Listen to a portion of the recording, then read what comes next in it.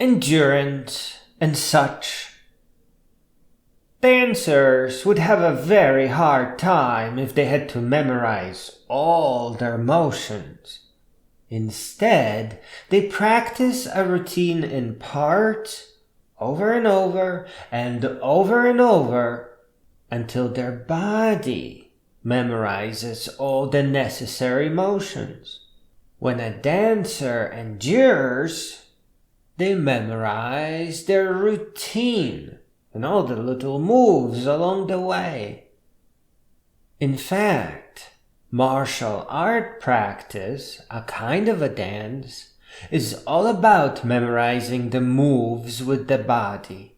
When sparring, there is no time for strategies. There is barely any time to respond with memorized moves. There's hardly time to even see the moves coming. And many attacks do go unnoticed. Martial arts is body memory only. You can't stop and think about what move you are going to choose to block that incoming kick. You don't think at all. You teach your body and then just let it roar. Being good at aiming firearms, especially when shooting from the hip, is all about practice and memorization. Again, there is no time to align the sights when a wild animal is charging you. You need to have that muscle memory for it, and it's not that hard to get it. There's a scene in Crocodile Dundee where he consistently hits a soda can with a rock. People that can do that are all about fine muscle memory. You might have actually experienced body memorization across some stretch of time yourself. When you discover that you can somewhat consistently put your door key in the keyhole, that is your body memorizing motion in a pretty silly way too. Joggers have an interesting case. When they endure, they can increase the distance they jog extremely easily. Every time they go for a run, they just go a little bit further. When they begin speeding up and keeping a specific format to their motion, they can run longer and faster. And what an awesome superpower that is.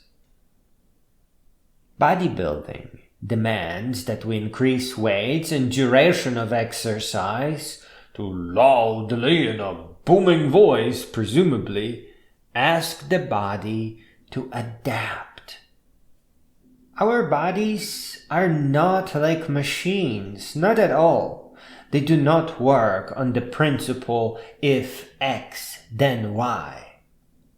Our bodies gradually trigger changes based on a persistent and loud signal.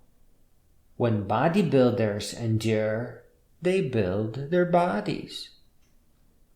I think the most common example and a perfect way to show off the superpower of endurance is memorizing poems. You don't remember the words, not exactly, but rather they get kind of chained together. You can actually sometimes pick up that effect outside of poetry if you listen to songs in the same sequence for some stretch of time. Then your mind will alert you to what's coming up next.